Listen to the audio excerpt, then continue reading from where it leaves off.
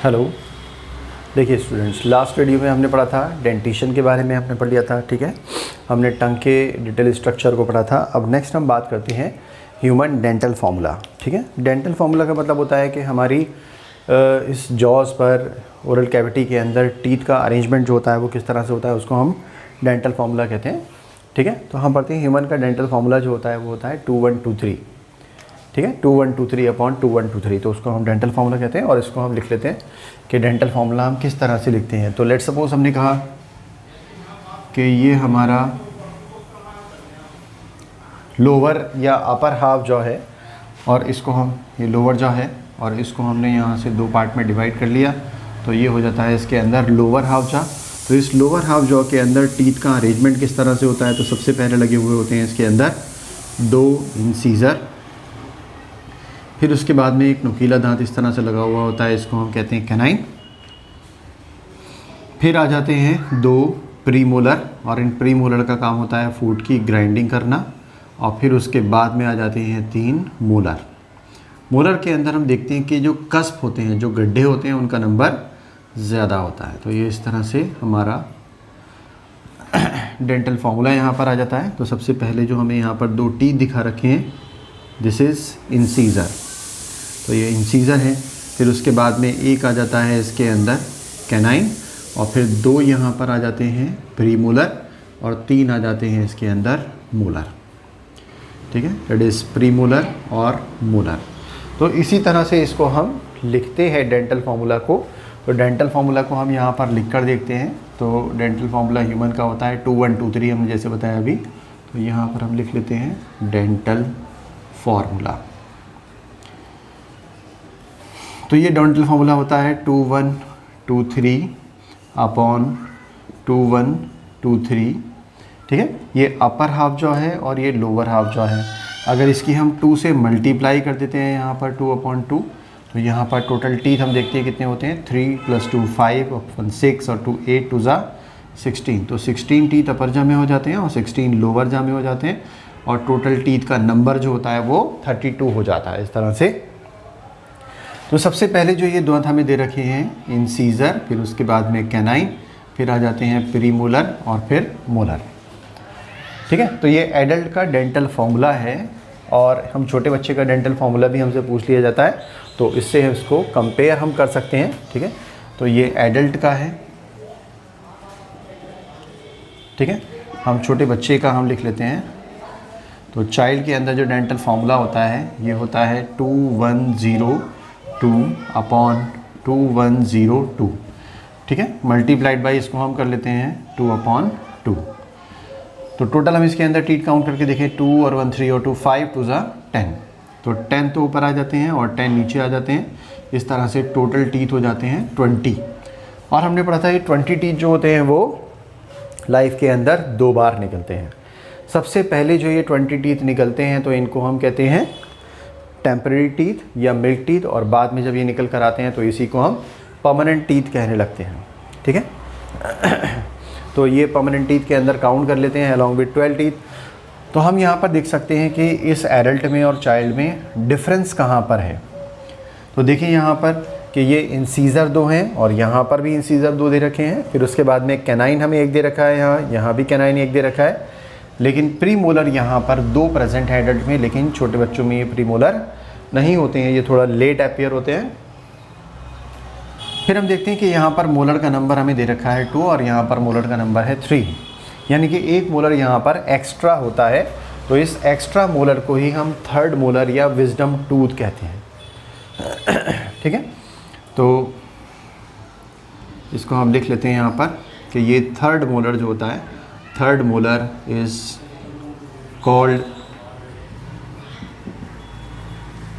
Wisdom tooth and it appear very late, and it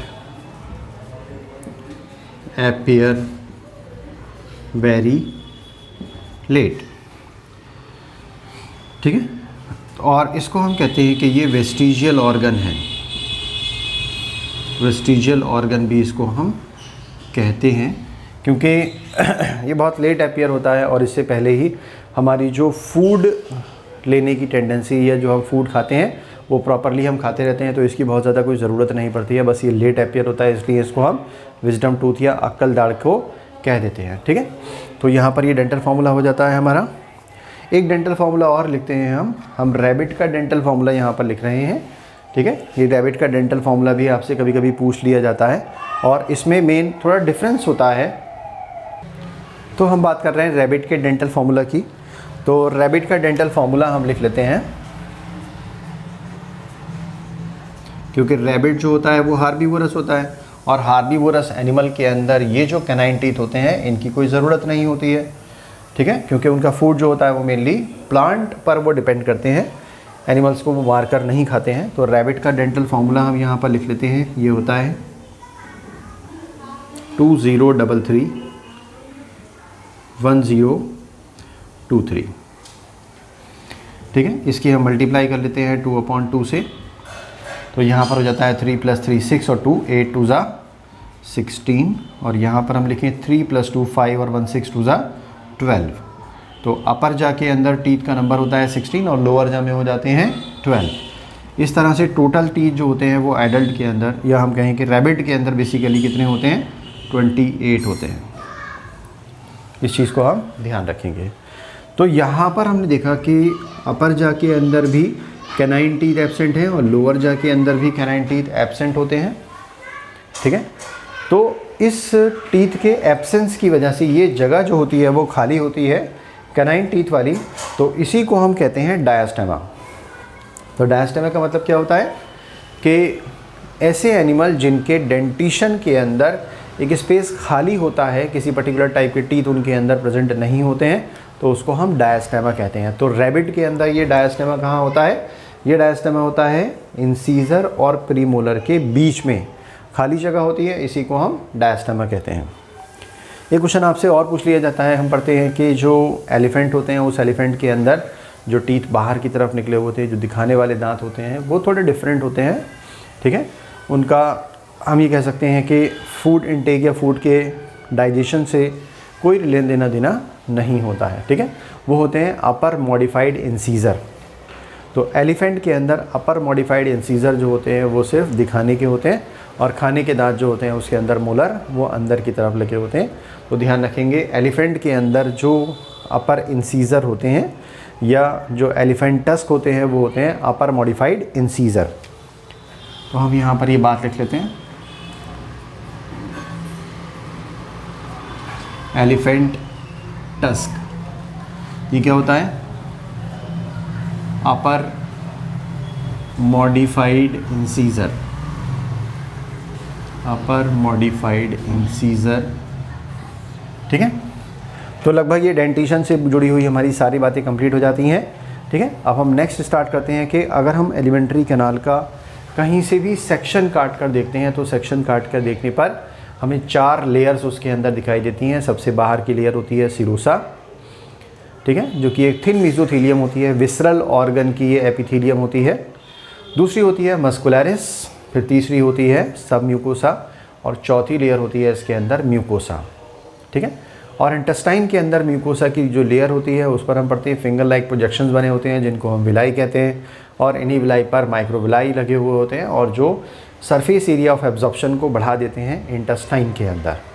ठीक है, तो नेक्स्ट हम बात करते हैं कि एलिमेंट्री कैनाल का अगर हम सेक्शन काट कर देखते हैं तो इन 4 लेयर्स का अरेंजमेंट कैसे होता है। और हमने आपको बताया था कि इसी सेक्शन के अंदर हम पढ़ेंगे ऑर्बैक प्लेक्सस क्या होता है, मीजनर प्लेक्सस क्या होता है। तो हम नेक्स्ट अब इन चीज़ों की बात करते हैं। ठीक है,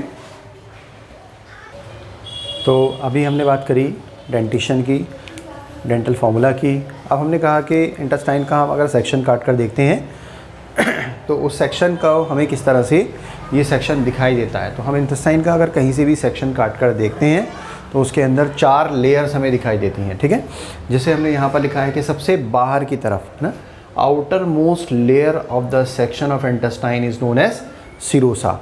और ये सिरोसा जो होती है वो थिन मेसोथीलियम होती है। ठीक है, थिन मेसोथीलियम। मेसोथीलियम का मतलब होता है कि विसरल ऑर्गन, इंटरनल ऑर्गन्स की जो विसरल ऑर्गन की जो विसरा में प्रेजेंट होते हैं उनकी एपिथीलियम को हम मेसोथीलियम कहते हैं। तो सबसे बाहर की तरफ, ठीक है, सबसे बाहर जो लेयर हमें दे रखी है नंबर 1 पोजीशन पर, ये लेयर कहलाती है सिरोसा। ठीक है, दूसरी लेयर जो होती है ये होती है मस्कुलरिस। और इस मस्कुलरिस लेयर के अंदर हम पढ़ते हैं 2 लेयर प्रेजेंट होती हैं मसल्स की, जिसके अंदर आउटर, ठीक है, हमें बाहर की तरफ दिखाई दे रहा है, तो ये आउटर मसल्स जो लेयर होती है वो होती है लॉन्गिट्यूडनल मसल की लेयर। तो हमने लिखा है इसके अंदर ये दोनों मस्कुलरिस की लेयर है, और इसके अंदर बाहर वाली जो लेयर है वो outer longitudinal muscle layer present होती है। और इसके अंदर की साइड में जो हमें लेयर दे रखी है वो है इनर सर्कुलर मसल्स की लेयर हमें दे रखी है, ठीक है। तो हमने कहा पहली लेयर कौन सी होती है, सिरोसा। दूसरी लेयर जो होती है वो होती है मस्कुलरिस। और मस्कुलरिस लेयर के अंदर जो अरेंजमेंट होता है वो बाहर की तरफ जो मसल्स लगी होती हैं वो लॉन्गिट्यूडनल मसल्स होती हैं, और जो अंदर की तरफ मसल्स लगी होती हैं वो सर्कुलर मसल्स लगी होती हैं, ठीक। फिर उसके बाद में तीसरी लेयर, ये तो दूसरी लेयर हमारे पास में हो जाती है। फिर तीसरी लेयर जो होती है ये होती है सब म्यूकोसा, यानी कि सबसे अंदर वाली जो लेयर है म्यूकोसा, उसके नीचे वाली लेयर होती है सब म्यूकोसा। और इस सब म्यूकोसा के अंदर ही हम पढ़ते हैं लूज कनेक्टिव टिश्यू प्रेजेंट होता है इसके अंदर, ठीक है। यहाँ पर नर्व्स भी प्रेजेंट होती हैं, ठीक। साथ साथ में हम पढ़ते हैं यहाँ पर ब्लड और लिम्फ वेसल्स भी प्रेजेंट होती हैं। और ब्लड और लिम्फ वेसल्स यहाँ पर क्यों प्रेजेंट होंगी, हम पढ़ेंगे ब्लड और लिम्फ वेसल्स का काम यहाँ से होता है कि ये इंटेस्टाइन के अंदर सब्सटेंस को एब्जॉर्ब करने का काम करती है। जब फूड का डाइजेशन कंप्लीट हो जाता है तो जो फूड के अंदर सिंपल कंपोनेंट बनते हैं, सिंपल सब्सटेंस बनते हैं, उन चीज़ों को इंटेस्टाइन के अंदर एब्जॉर्ब कर लिया जाता है, ठीक है। तो तीसरी लेयर जो होती है वो कहलाती है सब म्यूकोसा। और सब म्यूकोसा में ध्यान रखेंगे क्या होता है, लूज कनेक्टिव टिश्यू की लेयर होती है, नर्व्स प्रेजेंट होती हैं, ब्लड वेसल्स प्रेजेंट होती हैं, और लिम्फ वेसल्स प्रेजेंट होती हैं इसके अंदर। तो जो ये तीसरी लेयर होती है, हमने कहा कि इस थर्ड लेयर के अंदर क्या होता है कि ये लेयर कहलाती है सब म्यूकोसा, और इसके अंदर लूज कनेक्टिव टिश्यू प्रेजेंट होते हैं, नर्व्स यहाँ पर प्रेजेंट होती हैं, ठीक है, और ब्लड वेसल्स और लिम्फ वेसल्स यहाँ पर प्रेजेंट होती हैं। और चौथी लेयर जो होती है वो होती है म्यूकोसा। और इस म्यूकोसा के अंदर 2 चीज़ें हमें एनसीईआरटी में दे रखी हैं कि इस अंदर वाली लेयर म्यूकोसा के अंदर या तो हमें इर्रेगुलर, हमें क्या दिखाई देता है, इर्रेगुलर फोल्ड्स दिखाई देते हैं, और इन इर्रेगुलर फोल्ड्स को हम स्टमक के अंदर कहते हैं रूगे, ठीक है। इंटेस्टाइन में सबसे, या हमारी एलिमेंट्री कैनाल में सबसे अंदर की तरफ जो लेयर होती है वो कहलाती है म्यूकोसा। और इस म्यूकोसा के अंदर इर्रेगुलर फोल्ड प्रेजेंट होते हैं, और अगर ये इर्रेगुलर फोल्ड स्टमक के अंदर प्रेजेंट है तो इसका नाम होता है रूगे, और अगर ये इंटेस्टाइन के अंदर प्रेजेंट होते हैं तो इनका नाम होता है विलाई। और विलाई का काम क्या होता है कि ये एब्जॉर्प्शन के अंदर हेल्प करते हैं, ठीक है। जो न्यूट्रिएंट होते हैं इंटेस्टाइन में पहुँचे हैं उनको एब्जॉर्ब करने के अंदर ये हेल्प करते हैं, मीन इनका एब्जॉर्प्शन का फंक्शन होता है। एक चीज़ हम यहाँ पर और देखें, ठीक है, हमने देखा कि जो आउटर लॉन्गिट्यूडनल मसल लेयर है और इनर सर्कुलर मसल लेयर है, उसके बीच में हमने ये ब्लैक कलर के कुछ सर्किल बना रखे हैं। ये ब्लैक कलर के सर्किल हमने यहाँ पर बना रखे हैं, ठीक है। ये क्या होता है कि ये स्पेशल टाइप का नर्व नेट होता है, न्यूरॉन्स का एक जाल होता है जिसको हम ऑर्बैक प्लेक्सस कहते हैं, ठीक है। ये क्या कहलाता है कि ये आउटर लॉन्गिट्यूडनल और इनर सर्कुलर मसल लेयर के बीच में न्यूरॉन्स का एक जाल होता है, प्लेक्सस होता है, और इस प्लेक्सस को हम कहते हैं ऑर्बैक प्लेक्सस। और इस ऑर्बैक प्लेक्सस का काम क्या होता है कि यहाँ से इंटेस्टाइन के जो मूवमेंट होते हैं उनको कंट्रोल करा जाता है। तो हमने यहाँ पर लिखा हुआ है regulate gastro intestinal tract movement, के इंटेस्टाइन के मूवमेंट्स को ये कंट्रोल करता है, या तो मूवमेंट को बढ़ा देता है इंटेस्टाइन के, या मूवमेंट्स को स्लो कर देता है, ठीक है। हम पढ़ते हैं कभी कभी इंटेस्टाइन के अंदर इन्फेक्शन हो जाता है, तो इस इन्फेक्शन की वजह से क्या होता है, या तो इंटेस्टाइन के मूवमेंट बहुत फास्ट हो जाते हैं, इंटेस्टाइन जो होती है वो जल्दी जल्दी वर्क करने लगती है, ठीक है। जो भी इसके अंदर फूड कंटेंट होता है वो एज इट इज़ बाहर निकल जाता है, जिसको हम लूज मोशन कह सकते हैं। और कभी कभी इंटेस्टाइन के अंदर जो मूवमेंट्स होते हैं वो बहुत स्लो हो जाते हैं, इतने स्लो हो जाते हैं जिसको हम कॉन्स्टिपेशन कहने लगते हैं। तो ऑर्बैक प्लेक्सस का फंक्शन क्या होता है कि ये इंटेस्टाइन के अंदर गैस्ट्रो इंटेस्टाइनल ट्रैक्ट के जो मूवमेंट्स होते हैं उनको रेगुलेट करने का काम होता है। और दूसरा कि यहाँ से कुछ न्यूरोट्रांसमीटर रिलीज़ होते हैं, न्यूरोट्रांसमीटर स्पेशल रिलीज़ होते हैं कुछ, और इनका काम क्या होता है, या तो इंटेस्टाइन की मोटिलिटी को ये बढ़ा देते हैं, हमने लिखा है इंक्रीज मोटिलिटी, और इंक्रीज मोटिलिटी करने का काम होता है एसिटाइल कोलिन का। तो ये एसिटाइल कोलिन क्या करता है, इंटेस्टाइन की मोटिलिटी को बढ़ा देता है। और कुछ न्यूरोट्रांसमीटर होते हैं जो इंटेस्टाइन की मोटिलिटी को डिक्रीज़ कर देते हैं, और मोटिलिटी को डिक्रीज़ करने वाला जो न्यूरोट्रांसमीटर होता है वो होता है VIP, ठीक है। VIP का मतलब होता है वेजो एक्टिव इनहिबिटरी पेप्टाइड। तो ये इंटेस्टाइन की मोटिलिटी को कम कर देता है और इंटेस्टाइन की मोटिलिटी जो होती है उसको बढ़ाने वाले सब्सटेंस जो होते हैं वो भी प्रेजेंट होते हैं। तो ये ऑर्बैक प्लेक्सस है। ऑर्बैक प्लेक्सस की आपने लोकेशन देखी कि ये प्रेजेंट होता है आउटर लॉन्गिट्यूडनल और इनर सर्कुलर मसल लेयर के बीच में। एक और प्लेक्सस हमने यहाँ पर लिखा है जिसको हम कहते हैं मीजनर प्लेक्सस। ठीक है, इस मीजनर प्लेक्सस का फंक्शन क्या होता है? हम पढ़ते हैं कि मीजनर प्लेक्सस जो होता है वो भी इंटेस्टाइन की मोटिलिटी को कंट्रोल करता है। ठीक है, सिंपैथेटिक नर्वस सिस्टम जो होता है अगर वो एक्टिवेट हो जाता है तो फिर ये मोटिलिटी को कंट्रोल करता है, या पैरासिम्पैथेटिक नर्वस सिस्टम को एक्टिवेट करके इंटेस्टाइन की मोटिलिटी को ये कंट्रोल करने का काम करता है। और यहाँ से भी कुछ न्यूरोट्रांसमीटर रिलीज होते हैं। ठीक है, तो ये सिंपैथेटिक नर्वस सिस्टम और पैरासिम्पैथेटिक नर्वस सिस्टम के थ्रू एक्टिवेट होकर ये मीजनर प्लेक्सस इंटेस्टाइन की मोटिलिटी को कंट्रोल करता है। ठीक है, और इंटेस्टाइन के मीजनर प्लेक्सस खास साथ में क्या करता है कि ये इंटेस्टाइन के जो सेक्रेटरी फंक्शंस होते हैं उन सेक्रेटरी फंक्शंस को भी रेगुलेट करता है। तो यहाँ पर इस बात को हम लिख लेते हैं कि ये क्या करता है, Meissner plexus regulate secretary function, regulate secretary function, यानी कि इंटेस्टाइन से जो बहुत सारे सब्सटेंस रिलीज़ होते हैं। जैसे अभी आप पढ़ेंगे कि इसके अंदर हम पढ़ते हैं एंजाइम्स रिलीज़ होते हैं, हार्मोन्स रिलीज़ होते हैं, तो उन सारी चीज़ों को रिलीज़ करने का काम जो होता है वो इन्हीं मीजनर प्लेक्सस के थ्रू होता है। ठीक है, तो इस चीज़ को हम ध्यान रखेंगे कि अगर हम इंटेस्टाइन का सेक्शन काट कर देखेंगे तो उस सेक्शन के अंदर हमें 4 लेयर्स दिखाई देती हैं। सबसे बाहर की तरफ जो लेयर होती है वो कहलाती है सीरोसा, दूसरी लेयर कहलाती है मस्कुलरिस, और इस मस्कुलरिस लेयर के अंदर भी क्या होता है कि आउटर तो लॉन्गिट्यूडनल मसल लेयर होती है और inner circular muscle layer present होती है। फिर उसके बाद में सब म्यूकोसा की लेयर आ जाती है और फिर म्यूकोसा की लेयर आ जाती है। और म्यूकोसा लेयर के अंदर इरेगुलर फोल्ड लगे हुए होते हैं जिनको हम स्टमक के अंदर तो रूगे कह देते हैं। ठीक, और इसको हम इंटेस्टाइन के अंदर विलाई कह देते हैं। और विलाई का काम होता है, विलाई का या माइक्रोविलाई का सरफेस एरिया ऑफ एब्जॉर्प्शन को इंक्रीज़ कर देना। ठीक है, इतनी बात हमें यहाँ से समझ में आती है। तो हमारा ये इंटेस्टाइन का सेक्शन यहाँ से कंप्लीट हो जाता है।